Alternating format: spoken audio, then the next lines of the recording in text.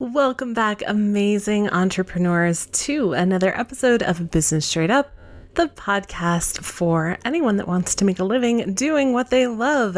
Creatives, especially photographers, estheticians, makeup artists, all of the people.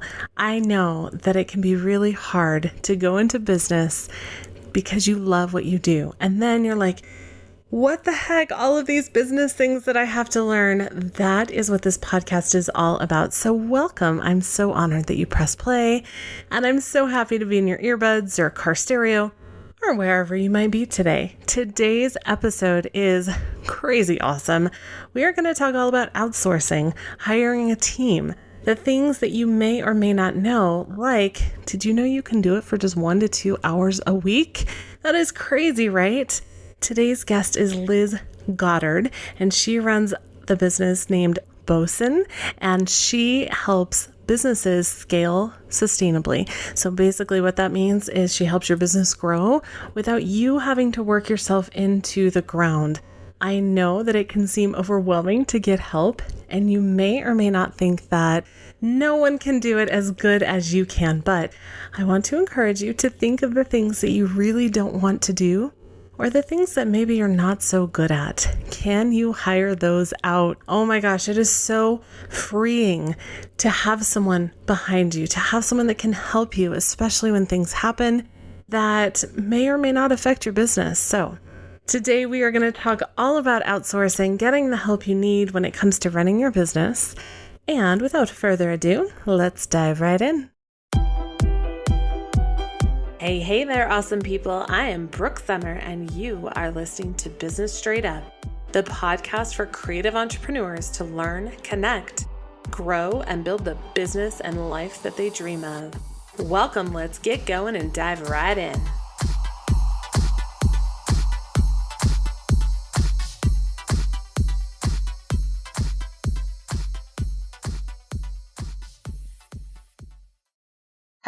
Hello, amazing business owners. Welcome back to another episode of Business Straight Up. I have an awesome guest for you today. Liz Goddard is an accidental entrepreneur who works with small business owners to scale quickly and safely so that they can set their business up for success and sustainability, even in times of crisis or in recession. Now, before you switch this episode off and you're thinking that it doesn't apply to you because you're more service-based, can I just tell you how much working with my team has been absolutely life-changing for me and my business? And I don't use those words lightly. Being able to work with a team who can help me with the day-to-day tasks is so crazy valuable, even when it seems overwhelming or like something you just can't afford quite yet. So we'll get into more of that. But first, welcome, Liz. Thank you. It's so excited to be here. When you say service-based clients or the service-based business, that's all we do. We almost only do service-based. So I'm excited about debunking that myth. I am so excited. I feel like we talked a little bit before we hit record that so many people are reluctant to do this. And I cannot even say how freeing it is. But first, Liz, can you tell me a little about your journey? You said that you're an accidental entrepreneur. What does that mean? What happened? Okay, I say I'm an accidental entrepreneur because I really want people to realize that an entrepreneur does not fit one particular mold, which I think is another myth. So what happened was I grew up under a serial entrepreneur. My father, he owned, so many different businesses throughout my life. When I was 19 and in college, he had a business that was very successful in Nashville, Tennessee, which is where I grew up. And he passed away suddenly. And my brother and I were kind of forced into entrepreneurship at a young age. We inherited this company, sat on the board, grew fairly quickly for the size of that company. And then a recession hit, 2008 hit. So here I found myself 2 years after owning this business. We'd opened up 2 new stores. We'd increased the wholesale division of his brand, and we were just hemorrhaging money. Couldn't stop. We had to dissolve the business during the recession, which was just so sad to me. I'll never own another business. I hate anytime someone would say I want to own a business, I almost had PTSD. I don't say that lightly, but I was like, don't do it. It's horrible. I was just a timid person. I am more fearful. I am not a risk taker by nature. I went and grew my career in HR, human resources, and got that itch, entrepreneurial itch, which is, I guess, in me and in my family. I started this business with a good friend of mine. I told her, I was like, if we're going to do business, here are kind of what I have to feel safe. Mm-hmm. One is it can't be built on our time alone. I can't exchange my time for dollars because that cap of salary. I can't have a brick and mortar. We have to have flexible, like fixed expense. We can't have fixed expenses like staffing, rent, all that kind of stuff, because those are all things that freaked me out from my prior business ownership. And so we said, well, wait, if you need that, won't other business owners need that? We created Bosun, which is essentially one of your most expensive line items on your P&L is going to be your staff. Wouldn't it be amazing if you could hire a department for every need or a person for every need, but only pay for the hours worked? So when you had a business, your staffing went up. If you had no business, your staffing went down and you didn't have to make cuts. That's a very long-winded answer to your question, and I apologize. No, that's okay. What was your first aha moment in your business, and how did it really change things for you in your business? The first business? Mm-hmm. My aha moment is what I think a lot of people come down is kind of like, who is our client? Your first 6 months to a year, you're just saying yes to everything because you need money. Yes. You need a brand. About a year and a half in, we realized this is our perfect client. This is how we're going to service them. These are the way we're going to charge them. That to me is kind of a pivotal moment within Bosun when we realized this is how we're going to grow it faster. That's so funny you say that, because it is so important to know your ideal client for every single decision in your business that I actually made that episode 1 of my podcast because I knew I would be referencing it over and over and over again because it's that important. It is important. And I think sometimes you think you know what your ideal client is, and that's going to shift. And you have to be willing to allow that to shift. Don't be prideful to say, well, no, this is what I wanted. And it's like, well, that's not what the market is. Pivot. Right. And you may find that other people are more attracted to you than who you originally thought. So you may find that you're attracting a totally different group and a totally different area of people, and being able to pivot that and be okay with that instead of, like you said, hanging on to it for dear life is so important in growing your business. Absolutely. So first, let's start with the basics. What are fractional team members and how do they really fit into businesses? It's funny. I kind of stay away from the word fractional because people, for some reason, have a hard time digesting it. I actually really enjoy it because it makes sense to me. But I come from a human resources background. So like fractional employment is like, well, that makes sense. I'll kind of break that down further. Fractional employee is somebody who's not a full head, so doesn't work 40 hours a week, can maybe work 10 hours a week or 5 hours a week. And so to kind of fully answer your question is the way it works is, let's say you have a particular business need. I need someone to help onboard my clients. Mm-hmm. Well, that's not a 40-hour a week role. In fact, I can't even predict how many hours it's going to be because some months I have more clients than others. Yes. So the idea that you would get like an operations coordinator and they're going to own the process of, as soon as you sign a client, they're going to send the agreement through an electronic signature form. They're going to make sure it's signed. They're going to make sure payments updated. They're going to enter it into all your software platforms to where now you're ready to service that client. And as an owner, that's compelling because what we like to do is create the sale and service. We don't like the details in between. Yes. So oh my gosh. Just hearing you say that, I'm like, yes, please do that for me. Of course. Because I'm a business owner. I hate that. And honestly, I would do less business if I had to do all those little steps because it bores me. I don't like it. And so I find people who it doesn't bore and that they love it. And they're on top of it way more than I would have been. We fit in these little team members that kind of help create your full process and make your business run smooth. And it's a fraction of the cost of a regular employee. So the other fraction, right? And isn't it funny that we think that other people are like us, right? That, oh, they don't like it either. They hate that stuff. And there are so many people that love different things that you may not necessarily love. And that's the beauty of putting everything together. Like you said, in a fraction, like you might be this fraction and someone else is this fraction. And together it makes a whole and a beautiful process. I couldn't have said it better myself. I love that. So I know that a common misconception that I've heard is that people don't want to hire someone on a limited basis because they have an assumption that it's somehow negative for someone to be hired this way, that it means that they're treated poorly or they're not taken care of or that they're not making a living. Especially service-based people tend to think that because if we're not working the hours, we don't get paid, right? But the reality is that this type of work fits perfectly for some people. Why would someone want to be a team member for a business at only a few hours a week? I'm so glad you asked that question. And I can tell you, I've done a lot of podcasts. No one's ever asked me that. So this is really? Yeah, because it's true. I mean, I don't think a lot of people want to say it because it feels like, oh, I don't want to be controversial. But here's the thing. we pull from a completely different employee base than somebody who's looking for FTEs or full-time employees. We are pulling from people who want to work 2 to 5 hours a day.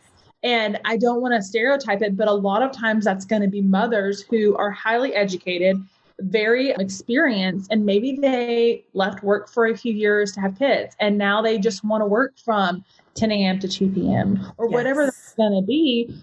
That fills their niche perfectly. And that served that group of people are so underserviced because there's not a lot of flexibility in the workforce. And so now we're actually able to leverage these phenomenal employees because we're giving them flexibility and balance in their life.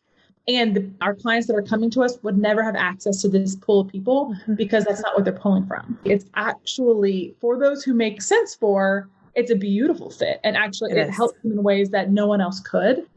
And then you also just have your millennials who are like, hey, I'm just going to take a bunch of side jobs and I want to travel the world. Cool. It fits their lifestyle as well. We're just pulling from different candidates than a traditional employer would be. And it's so important to remember that different people want different things. Like you may even have a full-time dad who needs to work an extra 4 hours on the weekend to bring in. There are so many different options. I know my mother-in-law is retired and she's talked about wanting to do a few things just because she doesn't know what to do with herself. Like it's hard to go from working full-time to doing nothing. So having that flexibility and working with someone who's crazy qualified is so wonderful. Absolutely. Many of my students tend to fall into one of two camps. So camp one is if I'm going to hire someone, it has to be someone locally that's physically with me. And camp two is I can't afford to hire someone yet. So let's start with camp one. If a business owner, especially service-based, like photographers, estheticians, wedding professionals, and more, need help, what does remote staffing look like for them and how do they navigate through that process? Yeah, honestly, I think COVID's really helped us out with that because we've realized we've been made to be uncomfortable and come up with creative solutions. So now more people are open to remote than ever. But specifically like the estheticians, sorry, who else did you mention? Photographers, wedding planners. We actually have all of those clients, so I can speak to that. People use us for, like, let's say you just need phone answering. So reception services, maybe to do kind of comb out the good leads from the bad leads, set up appointments, call the photographers, make sure the families are ready for their session. What are you going to wear? Make sure you take nail polish off or put new nail polish. Little tips like that, which helps them. It's calling and making sure everyone's available. Estheticians, making sure people show up on your appointment on time, your calendars run well, you're billing correctly, you're submitting it to the insurance if that's applicable. So there's a lot of roles other than, unless you're touching a human for your service, the practitioner can do that, but your team doesn't have to. Everything else can be remote and streamlined. And it frees up your time, hypothetically. If you're billing at $300 an hour as a photographer and you're spending 2 hours a day doing these tasks that someone else can do, you are spending money to do something that someone else could do better than you. Absolutely. With those 2 hours, take another photo shoot and allow someone else to call the clients for the next day. Make sure that the payment went through from your previous client. Yes, that is a service-based. Like I said, I would say 95% of our clients are service-based industries. Yes. Oh my gosh. It's so freeing. I had someone until COVID hit and we took so many hits, but I had someone that did all of my booking and she did all of the confirmations and she was amazing. And that has changed a lot for me now, but I cannot even tell you how freeing that was to have someone else handle that. That way I can just work with my clients and do what I love. Absolutely. So for camp two, the business owners that think they can't afford to hire someone, what does it look like for them? Why is remote staffing a little bit easier than having someone in person? It's going to depend on the vendor you're using or the person you're working with, because everyone has their own needs, kind of like we discussed earlier. But ultimately, you should find somebody who is flexible and says, like, I don't need to have a set amount of hours. I don't need to have 15 hours or nothing, or 10 hours or nothing. Find somebody who can flex up and flex down with you. And kind of the beauty of what we're doing is we're partnering. We do that for our clients, right? Is it a good match from like a skill set, a time set, money, and all that good stuff? So you really need to find somebody who is willing to accept pay and it fits their lifestyle, that when you need work to do it, and kind of be flexible with that. You have people who work an hour a day and that's it. And so you can hire a project manager that might be $100,000 on the market. Well, if you had an hour a day with them, think about how much further your business would be because they're a competent employee. And it only costs you what, 15, 20 grand a year. That's what you need. And you're getting a lot of efficiency out of that team member. Absolutely. Systems and processes, kind of going into the project management stuff, are things that I teach for my students. And I can tell them constantly that these things will help save them time and heartache in their own work. But why should they start setting them up now before they bring someone in to help? It's kind of to your point. Bosun is founded on, we think you need the right team members, the right technology, and the process to combine everything. Mm-hmm. Because when you have those two things, you move very quickly and your actual errors are much lower. It's really important to kind of figure out how to do the process without team members or with the right team members in place, because that way, just once you've established a process, you don't have to be part of it. You're out and you're moving on to the next piece of your business, growing your business. And then you're just checking in to make sure, hey, is that process going well? How much time is it taking you? Do we need to bring in technology to help expedite that process? It's so essential just from an error standpoint, as well as just like, you're not going to spend as much time on labor if you do that. Yes. Well, and I tell my students all the time, sometimes having that process in place can just mean like your partner or your husband can help for one day, because if you get that process in place so that someone else can take it over, even if it's just for a day, then in 6 months, when you're ready, you can bring on someone to help more long-term. And it's so freeing. Yeah, absolutely. And a lot of people like to build a business to sell it or to pass it on to the next generation. The reality is, if you want to sell your business and you don't have processes and it can't run without you, your business is not worth as much. How do you take time off? Exactly. You can't sell it. The business owns you. And I'm just a nerd and I love process. Like I ask my team members, like, hey, clock how much time it's taking you to do this. And I make sure I say, this has nothing to do with me evaluating you. I'm evaluating the process. You wouldn't be touching this if I didn't trust you. Yeah. If it takes you 8 hours, that's something for me to say, ooh, I want to get that down to 4. How am I going to do that? I'm finding technology and process improvements to get it down to 2 to 4 hours. And now everybody's happier. Yes, absolutely. These processes are crazy important. It's so funny that so many people are so resistant to them. I find especially artists, because I was pretty resistant to it as well. Like, we just want to do our art and we just want to, do our thing. But the reality is that when you run a business, it's about more than just the art. It's about all the behind the scenes things as well. Yeah. For a business owner that's service-based, what is one thing that they can do now to start looking at building a team, maybe in the future, and getting some help so they can really focus on what they love and let someone else handle some of the busy work? I think the first thing that you can do if you're like starting from ground zero is just start taking notes of things you routinely do. A lot of times we can't even think, I don't know how I spent my time. Write down what's taking, time. Like, I'm checking emails X amount of hours a day, or, hey, this is how I'm sending this to clients. So if you can just write down things you find that you are routinely doing, all of a sudden you have like kind of a messy job description list, right? And then you can kind of go, okay, well, what can I only do of this list? Okay, all right, I can't outsource that. So all of a sudden, without really putting a ton of effort in, have your outsourcing list. And then you go and find the right vendor for that list. Yes. And can I just say that as someone who did this early in my business, it is extremely eye-opening to see how much time you spend on things that you shouldn't be doing.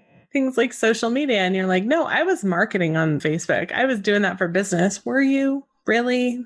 Yeah, totally. It's very eye-opening. I see so many people struggling in my industry and they don't want to put the time or effort into hiring someone. And this episode is so timely, especially right now.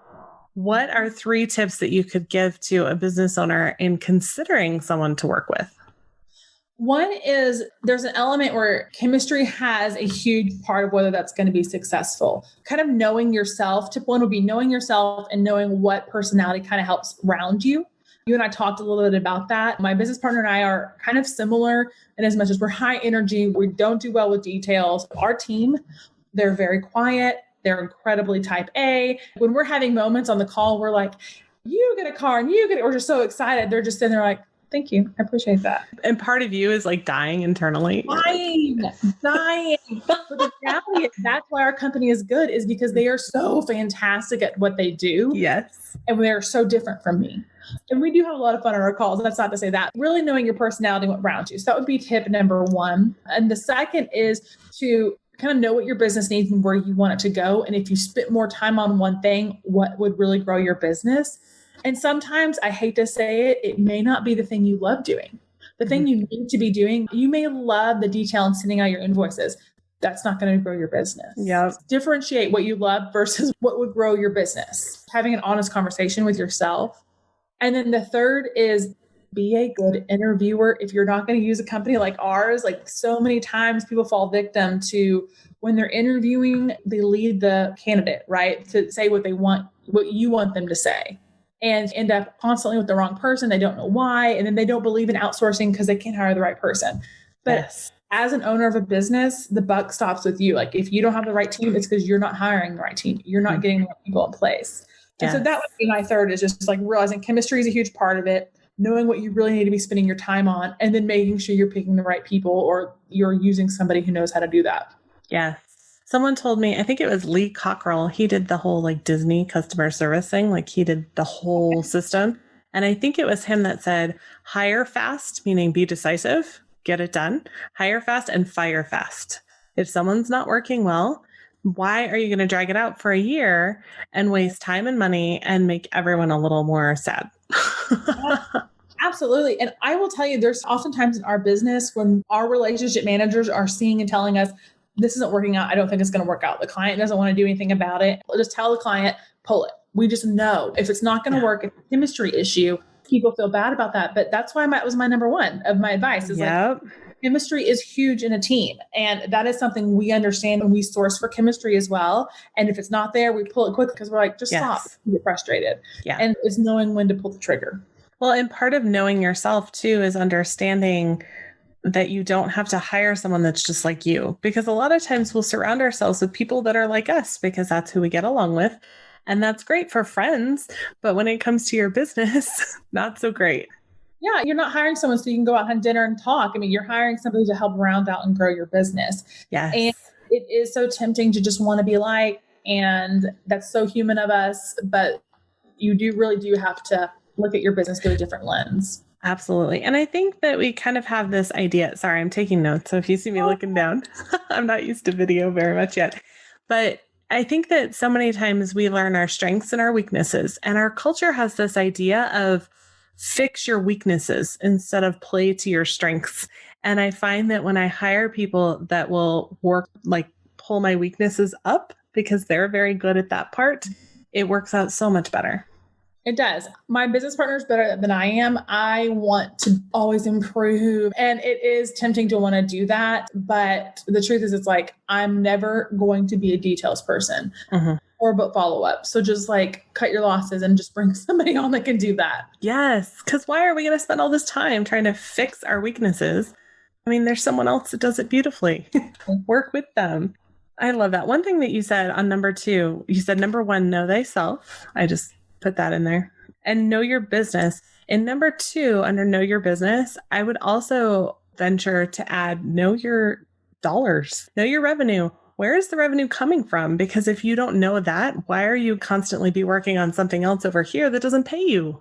That's so true. Yeah. I talked to someone recently who had said, hey, what do you think if we do offer this to our client? I was like, I actually think it's a really good idea. I think it's precious, but how much time is that going to take you? How much money is that going to cost you?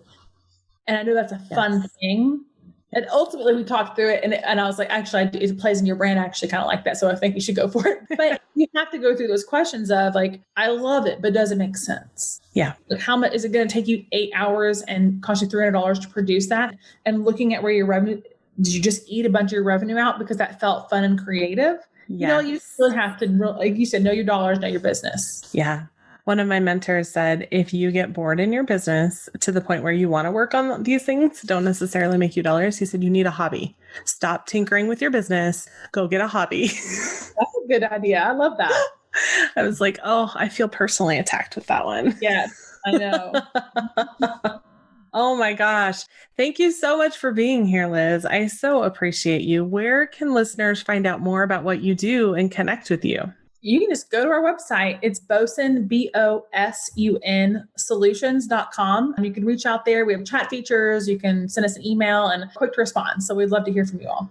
And you guys, just a quick side note, start small. Just start with one process. I think that so many people have this idea that hiring is this huge process and you can start with just one thing that someone can help you with, and then look at hiring a team member, even if it's just for an hour a week. Think of what you could do with that 1 hour that will actually bring you more revenue or creativity or something, whatever you need in your business. This is something I know from personal experience. When you let an expert take over something that you struggle with, or maybe you just don't want to do it because it hates you and feels like it's sucking your soul dry, they can often do it faster and better than you can. And I know we don't want to hear that. I know Liz and I were talking about this beforehand. Like, we don't want to hear that someone can do it better than we can. Yeah. You want to hear, but at the same time, I said, I also kind of want to hear that someone can do it better than me because I don't want to do it. Like part of you. Else. Yes. Well, and there are things like, for instance, my financials in my business, I look at them and I'm actually very good at math. So I could do it, but I feel like I would rather stick needles under my fingernails because I hate it so much. So I have a bookkeeper who is brilliant. She's a wizard and I love her. I'm the same way. I used to work right under a CFO. I balanced their books for, a fintech company. I know QuickBooks. It was one of the first things we handed off was because it just wasn't where I needed to spend my time. Yes. If it's something you hate and you don't love to do, let's say you have a specific task that takes you 3 hours, chances are it's going to take someone else 1 hour. Absolutely. So much faster. So often people come to us and say, I think that's going to be 15 hours a week. And I listen, I go, okay, well, source for 15. I think it'll be 7 to 10. What I see, everyone overestimates the time they think they need, when really, if you get one person who does it really well and that's all their job is, you're going to save so much money. Oh my gosh. It's so freeing. And it's so eye-opening too. And you realize, maybe I don't have to do everything. Right.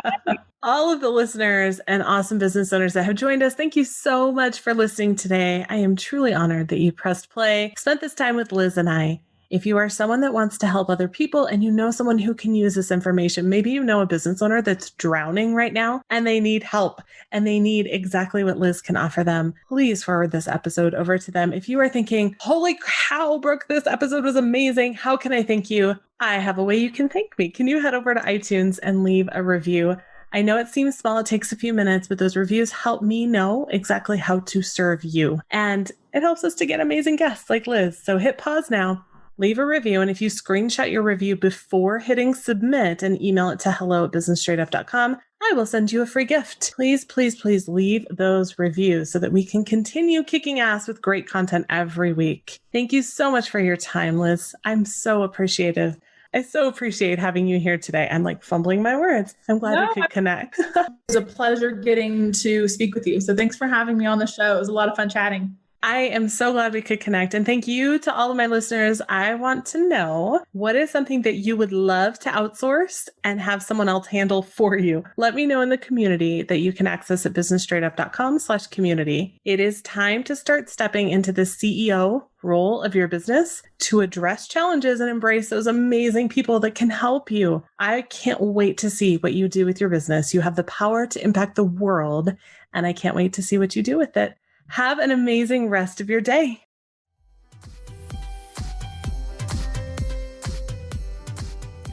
Thank you so much for listening to Business Straight Up. I'm so glad that you could join us today. Check out the show notes for this and all of the episodes at businessstraightuppodcast.com. And I can't wait to talk with you again. Have a great day.